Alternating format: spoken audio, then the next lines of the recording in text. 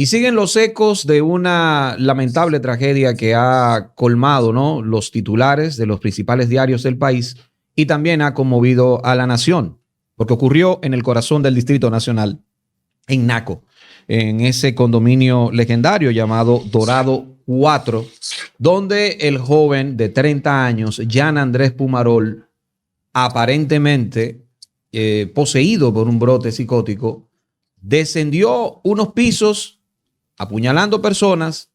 Antes había hecho lo propio con su padre, con la persona que asistía en el hogar, y produjo lamentablemente una persona fallecida, que era la señora Yolanda Ivonne Handal Abu Gabir, que tenía 70 años y era la asistente nada más y nada menos que de la primera dama de nuestro país, la señora Raquel Arbaje, y también emparentada, pues era hermana de una nuera de Hipólito Mejía, expresidente de la República, y padre de la alcaldesa de nuestra ciudad, del Distrito Nacional, la señora Carolina Mejía.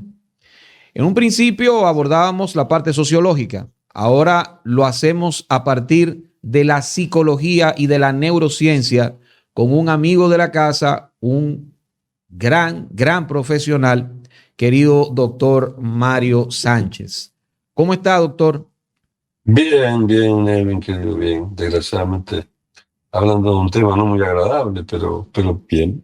Sí, definitivamente. Es una lamentable tragedia, pero en este tipo de situaciones se producen grandes traumas, lo familiar, lo personal, lo colectivo, y es necesario recurrir a profesionales como usted para tratar de entender someramente lo que pasa, porque es un abordaje, señores, muy primario. No se tienen elementos para hacer un diagnóstico, ¿verdad? Sí. Con lo que se tiene, doctor, ¿qué usted puede ir muy hipotéticamente? Mira, hay una parte que uno pudiese interesarse por la cosa clínica, ¿no? El caso un tanto que tal. Me parece que tal vez lo más importante, lo más relevante, sea la naturaleza del acto. Eh, Tú tienes agresiones que son el fruto de un deseo concreto, que uno le puede parecer lógico o ilógico. En este caso, aparentemente no. No sé si el brote es un brote psicótico, como tú lo decías, porque eso es una definición de algo muy preciso, pero en todo caso sí, este hombre muy evidentemente está haciendo algo que él no quería hacer, y seguramente lo hace en un estado donde está fuera de sus cabales, y llega a ese estado fuera de sus cabales de alguna manera, pero muy concretamente es evidente por la forma, por el tipo de derrotero, tocando puerta a puerta, etcétera, etcétera. Muy probablemente alguien que estaba de alguna manera fuera de sus cabales. Y eso puede tener o una razón de origen de salud mental, de que este hombre tenía realmente una enfermedad, tenía realmente una enfermedad mental, y no son tantas, paranoia, esquizofrenia, que era una psicosis, vamos a decir, y que efectivamente esto estaba más o menos bien gestionado, y por alguna razón, y esto puede pasar en cualquier momento, se escapa de las manos, y algo hace que, eh, pero yo vi un video acerca de este hombre, por ejemplo, presentando todo un tema de la cosa que hacía con el hack y con la computación, fue con el tema Sí. de muy organizado, parece demasiado organizado para alguien que tendría una enfermedad mental, permanentemente, pero bueno, pudiese ser también. Ahora, también está el tema muy moderno y desgraciadamente sociológicamente muy presente cada vez más, Sí. en nuestras sociedades, del tema del consumo de distintos productos, legales como ilegales, ¿no es cierto? Sí. Estamos hablando de una época en la cual el CBD y todo ese tipo de cosas son totalmente legales en la mayor parte de los países de Europa, esto, lo otro. Entonces, se le está dando a la gente, se le está dejando entender que meterse productos psicotrópicos dentro de su cabeza no lleva a consecuencias, no pasa nada, ese tipo. Entonces, evidentemente vamos de mal en peor, en ese camino, totalmente de mal en peor. las estrategias que se están utilizando desde un punto de vista médico son a veces medio desesperadas, ¿no? Ayahuasca, algunos psiquiatras que pueden aconsejar a un paciente que vaya y consuma cannabis para tratar de aliviar esto, utilizar la ketamina como medio terapéutico, utilizar los hongos como medio terapéutico. Da de qué pensar, ¿no? Cuando la medicina se recluye nada más que en eso. Y es cierto que este tipo de acción, vamos a decir, un pasaje al acto, para nombrarlo, que antes de determinar si realmente fue un brote, esto es lo que se llama un pasaje al acto, alguien que pasa al acto, que no puede mediar de ninguna manera con su cabeza lo que está sucediendo y que termina concluyendo en un acto. Esto puede tener razones farmacológicas, medicamentos que crean esto, como puede tener un origen en otras sustancias, que sea el alcohol, que sea la marihuana, que sean hongos, que sean anfetaminas, y que efectivamente este hombre se encuentra en un estado hipomaníaco por alguna razón, eh, eh, y eso lo lleva a actuar de esta manera. Pero concretamente, tal vez lo esencial, seguramente este muchachito no quería hacer esto. Sí, eso es algo que hemos analizado anteriormente y también del impacto que eso produce en los agredidos, ¿no? Tratar de entender que ese chico no quería hacer lo que hizo, aunque hayan perdido a un ser querido. ¿Cómo usted cree que funciona la psique de familiares de los agredidos en este caso? En este tipo de situaciones.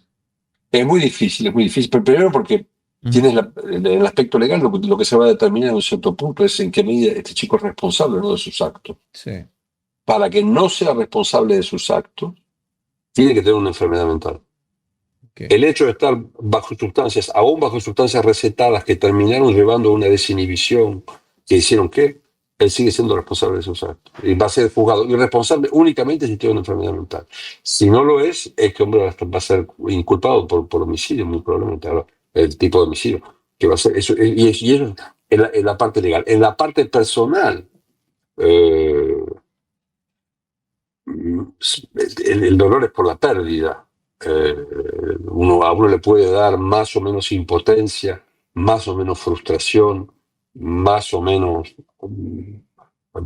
asombro o estupor, la manera en la cual hay un ser querido encuentra la muerte de manera sorpresiva y repentina.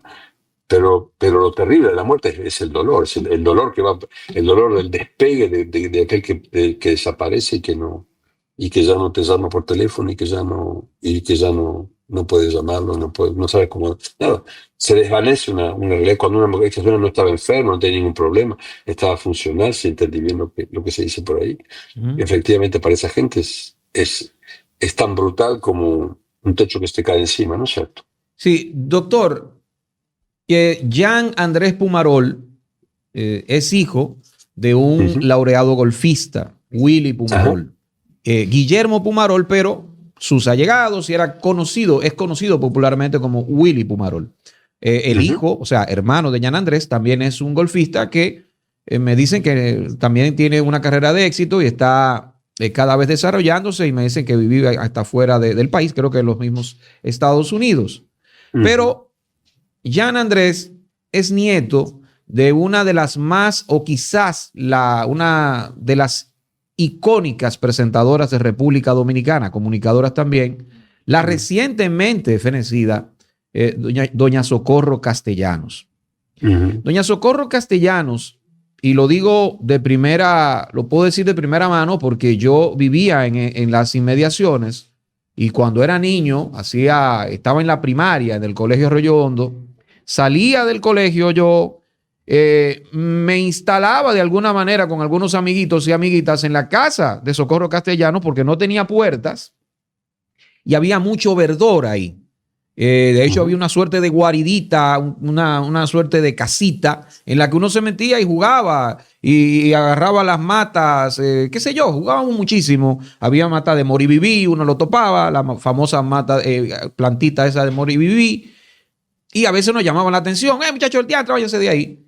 Y recuerdo ver a una hija de Socorro Castellanos con capacidad diferenciada, con lo que hoy podríamos decir capacidad diferenciada, que tenía que ser muy asistida.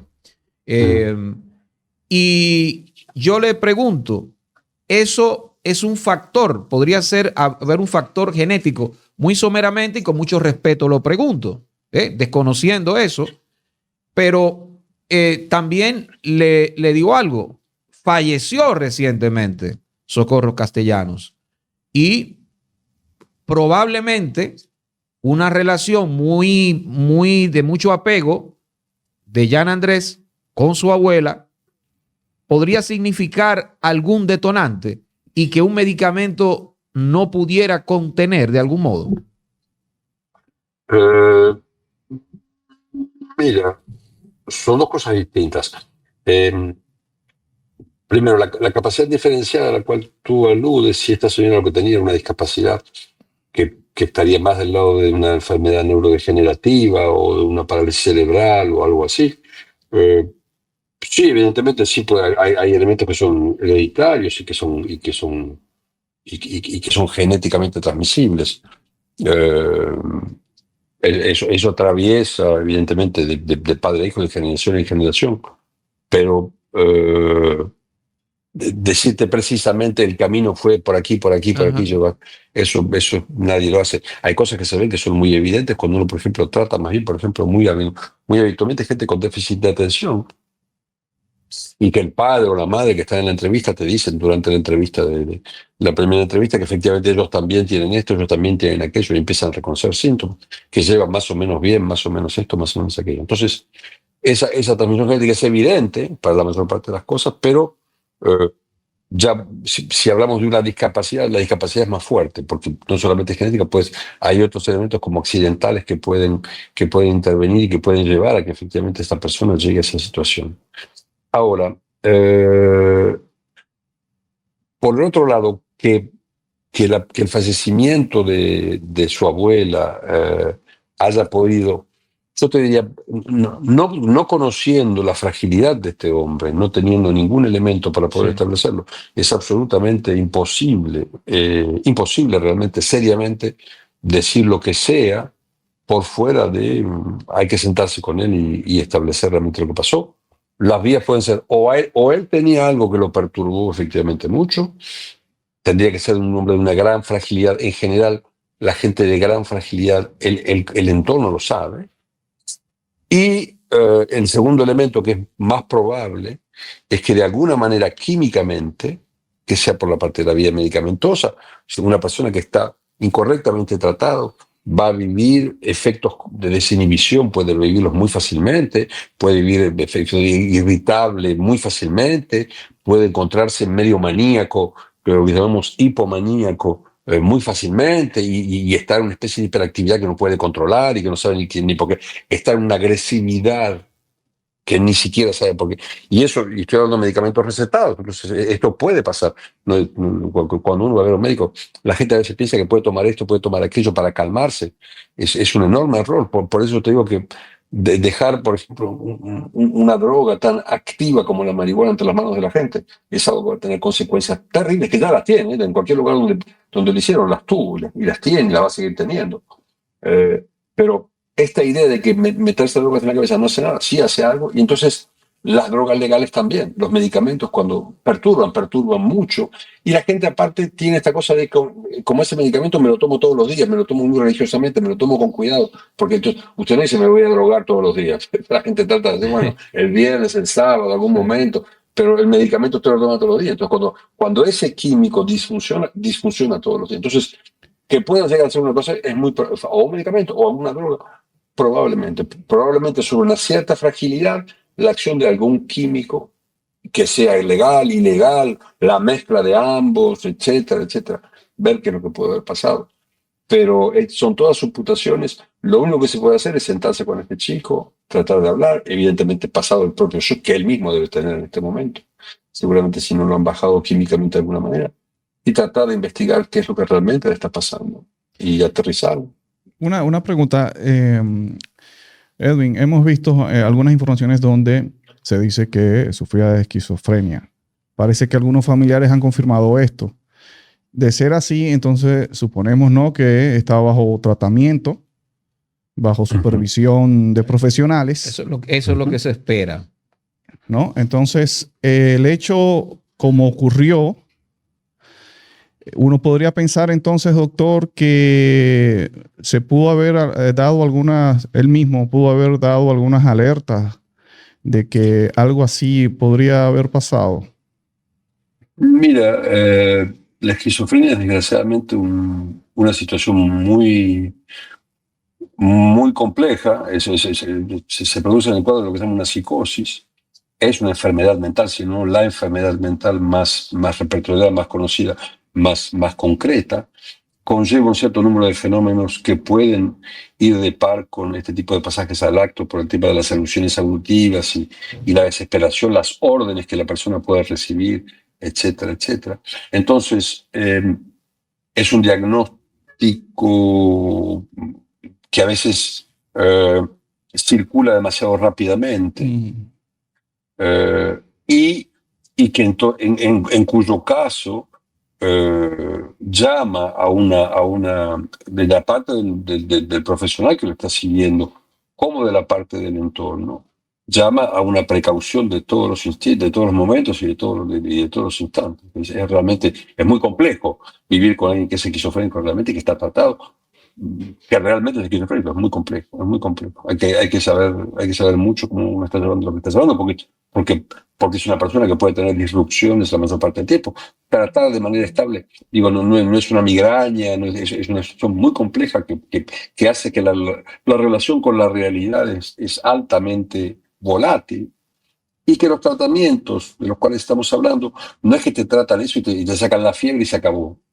Sí. Estás permanentemente tratando de estabilizar una situación inestable. Entonces, el que está tratando puede encontrar un tratamiento más o menos llevadero, pero hay un tratamiento, hay un llevamiento, hay un acompañamiento necesario, absolutamente psicoterapéutico, con alguien muy avesado, que entienda cómo llevar adelante una psicosis, que pueda lograr moverlo, que es un trabajo, realmente ahí se trabaja.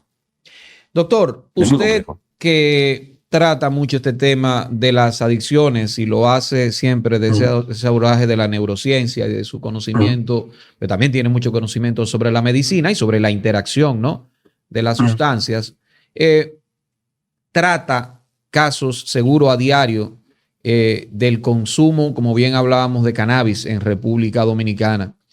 ¿Y qué usted puede decir al respecto? Porque ha tratado personas de diferentes clases sociales. ¿Es preocupante, es alarmante el consumo de cannabis en jóvenes de clase media alta? Porque yo, sin tener título de nada, percibo que hay una tolerancia casi absoluta y a un aupamiento inclusive entre jóvenes profesionales, gente funcional supuestamente, ¿no?, que trabaja de 8 a 5, que tienen incluso familia o que están casados, a el consumo de cannabis. Claro. Y desde su expertise, por supuesto, alertar a la población sobre las derivaciones graves que puede tener ese consumo frecuente de cannabis. Sí. Mira, el problema es que en general cuando uno habla de ese tipo de cosas, yo tengo tendencia a decir, lo que te voy a decir es extremadamente importante y a nadie le va a hacer la más mínima mella. No, haga lo que haga, no vas a poder tocar el convencimiento de lo fácil, del no hacer nada. ¿No es cierto? El alcohol mata más gente en el mundo que la pandemia lo hizo, toda entera, año tras año. Y nadie va a mover un dedo para frenar eso. Es más, un día me encontré contigo, con un psiquiatra que me explicó que yo pensaba que había que terminar con el alcohol o no. Y yo dije, mire, yo no pienso nada, yo digo simplemente que es un libro del diablo y que esto mata gente y que esto hace que haya accidentes de la vía pública y esto está mezclado en situaciones de violencia conyugal y esto está mezclado y esto destruye la poca estabilidad que se puede crear en el tratamiento de muchas enfermedades mentales. Y entonces uno puede, bueno, si la gente piensa que lo que tiene que privar es el derecho a la alegría o a la no sé qué química y hoy es viernes y tu cuerpo lo sabe. Bueno, vamos por ahí, entonces, pero la realidad es que sería mejor que la gente entienda, la gente que gobierna, la gente que está afectada, que entienda cuál es el lío en el cual estamos metidos. Ahora, la gente que está arriba y que pudiese decidir, por poco que no sea Trump, por ejemplo, que sean más o menos cordiales y sensatos, tiene que tener un consejo digno de ese. Y de lo que no estamos teniendo cuenta es de lo que se hace cuando se toca ese tipo de neuromediadores de manera un poco irracional. Los somníferos, la heroína, el alcohol y la marihuana funcionan muy bien porque son 4 drogas que actúan sobre el freno, sobre un neuromediador del cual el cerebro dispone para poder frenar la sobreactividad del cerebro, ¿no es cierto? Sí. Cuando tú modificas eso, primero obtienes un efecto muy agradable, ¿cierto? Porque se prende el freno y eso calma, baja la intensidad de lo que sea. Pero al cabo de unos minutos empieza una segunda acción, porque hiciste un proceso químico, y esa segunda acción, curiosamente, cuando tú no tenías tantas ganas de beber, te da ganas de beber un poco más. Sí. Y si bebes un poco más, ahí empiezas a perder. Y si te siguen las ganas, ya te siguen las ganas, pero no tiene nada que ver con las ganas iniciales. Y ya no tiene nada que ver con el efecto. No es un efecto de desaceleración, es un efecto de aceleración. ¿Estamos de acuerdo en eso? Sí. Cualquier persona que ha bebido un par de cervezas lo vivió, ¿no es cierto esto? Eso pasa con el alcohol inmediatamente y pasa con la marihuana terriblemente fuertemente. Entonces, eso hace que el freno se convierta en un acelerador. Eso fue lo que pasó. Lo que al principio, el neuromediador que al principio hace frenar, por poco que tú insistas, empieza a tener una segunda acción que está definida, que está publicada, que está en la ciencia para quien la quiera leer, hace más de 15 años. Hace más de 15 años. Publicada en Nature, publicada en Science, publicada en revistas de muy alto vuelo, como efectivamente las benzodiazepinas, por ejemplo, el ribotril, los calmantes, los somníferos, efectivamente tienen este efecto que el primer día hacen una cosa y el tercer día hacen cualquier otra.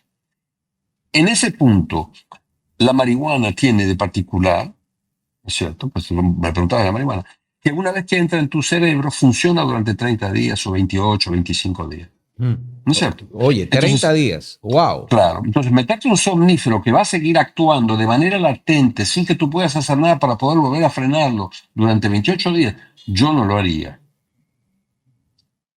Yo. Entonces, cuando tú metes, por ejemplo, un poco de alcohol, tú prendes eso, pero el alcohol es eliminado del cerebro por el mismo cerebro. Entonces se va rápido, queda un poco de... Pero a los 2 o 3 días empiezas a encontrar tu cerebro como era antes de haber bebido frecuentemente. La marihuana no. Entonces, lo que termina pasando con la marihuana, por ejemplo, en esta aceleración perpetua, es que justamente los jovencitos tienen la sensación de ponerse esquizofrénicos. Y es muy común ver, sí, entonces la marihuana da esquizofrenia. No es que da esquizofrenia, la marihuana acelera a un punto. Porque, a ver, con el tema del cerebro, te lo explico. El cerebro tiene un freno. Entonces, cuando está muy acelerado, aprieta el freno. Cuando tú le metes marihuana, tú transformaste el freno en un acelerador. Pero el cerebro no lo sabe. Ok. Y sigue frenando. Y cada vez que frena, acelera más. Entonces se desespera y dice, pero frena. Y frena aún más. Y es cada vez peor. Entonces el tipo que empezó simplemente siendo un tontito que fumaba porque es un imbécil, termina pareciéndose un esquizofrénico y teniendo alucinaciones y viendo cosas que todo se dicotomiza, etcétera, etcétera. Simplemente lo que hizo que convirtió un freno en un acelerador y el cerebro trató de frenar todo lo que pudo hasta que se extinguió y hasta que en un momento de alguna manera cae. Una persona que comienza en edades tempranas a consumir marihuana, cannabis, Sí. vamos a suponer que lo empezó a hacer en la adolescencia, 14, Sí. 15 años, Sí. y puede derivar en un estado esquizofrénico y que se aboque a una tragedia como la que sucedió. Yo no estoy diciendo que ese es el caso de él, ¿eh? Claro, No quiero, ¿verdad? No quiero personalizarlo en él, pero claro. entendiendo la verdad, entendiendo esto, digamos de una forma hipotética, puede pasar de esa forma. Mira, cualquier persona que está tomando regularmente sustancias químicas, prohibidas como no prohibidas, legales como ilegales, recetadas como no recetadas. Está cambiando algo, y algo de manera precipitada, para decirlo así, dentro de su cerebro. Eso es así. Sí. No, digo, y nadie lo contesta, nadie dice, no, yo tomo esto. No me hace nada. Y es decir, claro que te hace algo. Que tú no sientas lo que te está haciendo es otra cosa, pero está haciendo algo, ¿cierto? Entonces, de lo único que puedo estar es que realmente se puede estar seguro únicamente del hecho que esta persona está cambiando profundamente su realidad, para bien, para mal, estable o no estable, en general de manera inestable, en general no para bien.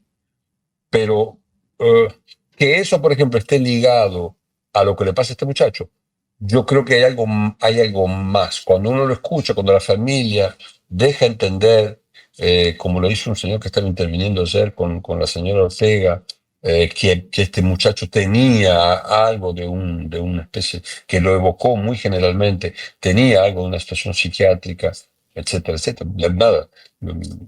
De alguna manera algo estaba pasando, de alguna manera algo estaba sucediendo.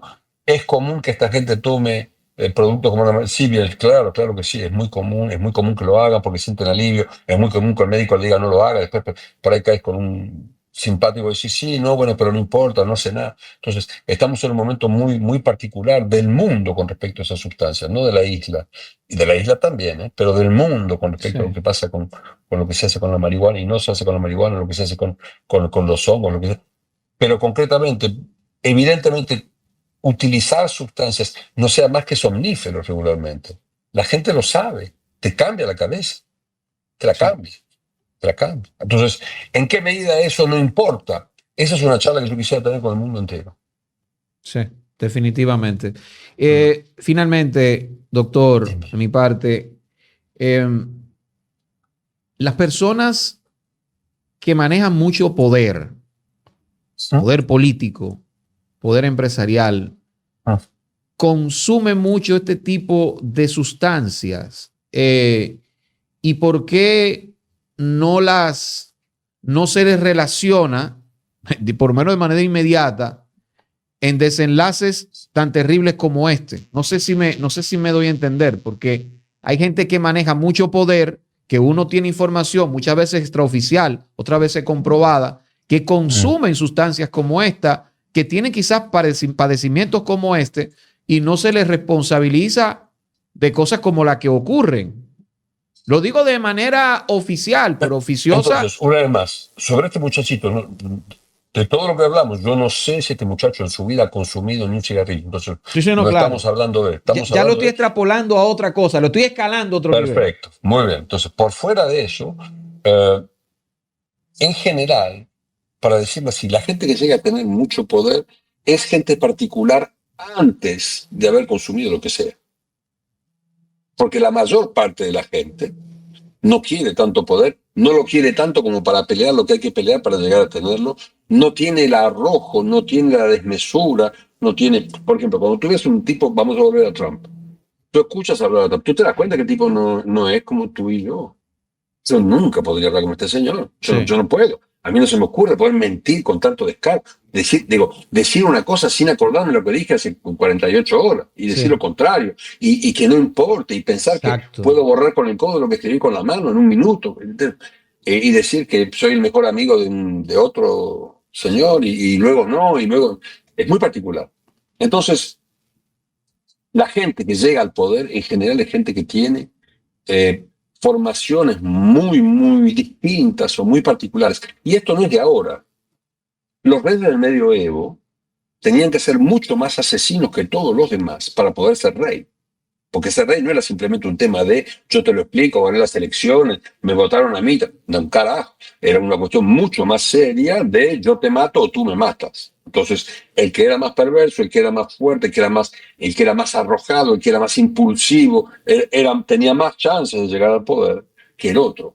¿No es cierto? Entonces, en eso no nos asombra en nada que esta gente encuentre, porque ser así no es una cosa muy fácil. Tener esa violencia dentro de sí no es una cosa muy fácil.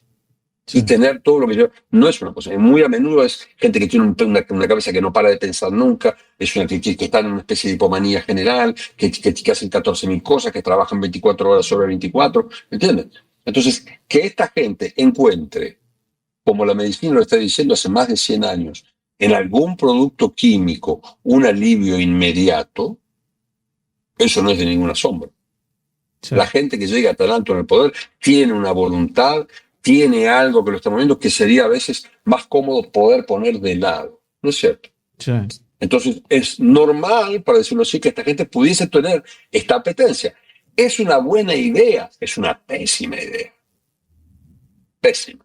Pésima por razones que son técnicas. Utilizar, para decirlo rápidamente, la gente no va a entender nada, pero utilizar moléculas que actúan extracelularmente y se interponen y cambian la cantidad de neuromediador que está dando vueltas, es una idea que tuvimos hace 60 años y estamos viendo todos los días que no funciona, que no funciona, que no funciona y que no funciona. Entonces, eso es, el mundo está cambiando, la concepción psiquiátrica está cambiando, están buscando nuevas vías para poder llegar. Por el momento no se ha logrado tanto, pero hay una concepción muy clara de que efectivamente lo que llaman las pequeñas moléculas tienen un efecto, sí, que conocemos, que se puede controlar y que puede ser útil hasta un cierto punto, pero que tiene que ser mejorado. Entonces, la realidad es que esta gente consuma eso, es simplemente una mala idea, pero no es para nada asombroso. En nada es asombroso, en nada. Bueno, doctor, me encantó este tema porque comenzamos hablando de algo que le importa mucho a la sociedad, que le importa a todo el mundo, pero también hablamos de el poder y también tiene su mecánica psicotrópica, gente que maneja el poder definitivamente. Bien. Hablamos de la relación de este muchacho con las redes sociales y su canal de YouTube, porque tenía un canal de YouTube. Bueno, si quieres enfatizarlo antes de terminar, pues aprovecha, antes que se nos vaya el doctor. No, Mario, porque él tiene un canal de YouTube donde habla sobre temas tecnológicos y parece que se define como un hacker. Y de manera muy ordenada, yo lo estuve mirando un poco para poder charlar con ustedes, y de manera muy ordenada, de manera muy, ¿cómo decirte? Parece más un jovencito hiperactivo que otra cosa. Que tú me preguntas a mí. Tiene una presentación que se parece, ahí en lo que se ve, un chico raro que tiene una cabecita que piensa más bien, y que va rápido, se nota que va rápido. Pero sí, yo lo vi. El tema de hacker no me parece, personalmente yo no veo ninguna connotación grave, ni telúrica, ni espantosa, que a veces uno ve. Tú tienes, por ejemplo, en otros casos hay cosas que parecen como más violentas. Este muchachito estaba evidentemente ese día por alguna razón en una situación violenta, no sé si era el caso permanentemente. Es muy difícil además de decir lo que sea, porque no sabemos cómo estaba medicado, sabemos que había una especie de sombra psiquiátrica en medio de todo esto, no sabe de qué hablamos. Lo más terrible, efectivamente, yo estoy de acuerdo, es como todos nosotros y como la gente que está alrededor, que se encuentra con esta sorpresa y que es como que nada, es como si un niño había apretado un botón y hizo explotar una central nuclear, y ¿qué vas a hacer? ¿Qué le vas a decir al niño? Evidentemente este muchachito no está no es un asesino que lo hace para robar carteras es realmente un pobre muchacho que estaba seguramente sufriendo algo que todavía no se definía.